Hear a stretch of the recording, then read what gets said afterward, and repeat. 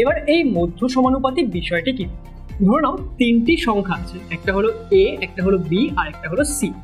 এরা যদি এমন ভাবে সমানুপাতে থাকে যে আমাদের এ সি সেটা ইকুয়াল টু বি স্কোয়ার হয়, তাহলে এই যে বি সেটাকে আমরা কি বলি? সেটাকে আমরা বলি এ এবং সি এর মধ্য সমানুপাতি। এই ক্ষেত্রে আমাদের যে বি এর মান সেটা কি হয়? সেটা রুট ওভার এসির সাথে সমান হয়।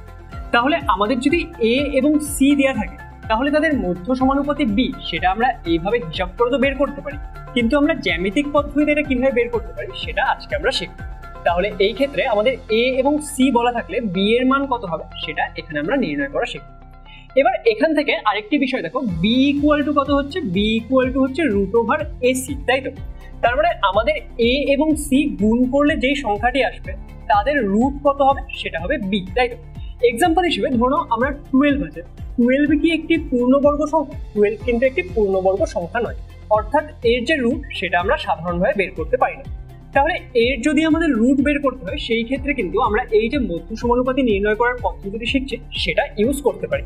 তার কারণ ধরে নাও যে 12 কে আমি দুটো সংখ্যার গুণফল হিসেবে লিখছি, যেমন 12 কে আমি কি লিখতে পারি?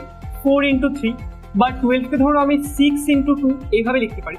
তাহলে এই ক্ষেত্রে দেখো আমরা যদি এই 4 কে এ ভাবি এবং 3 কে সি ভাবি, বা 6 কে এ ভাবি এবং 2 কে সি ভাবি, তাহলে এদের মধ্য সমানুপাতি আমরা যদি নির্ণয় করি সেটাই কি হবে?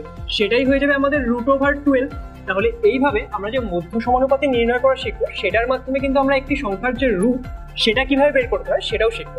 সম্পূর্ণ ভিডিও দেখতে ডাউনলোড করো আচার্য অ্যাপ।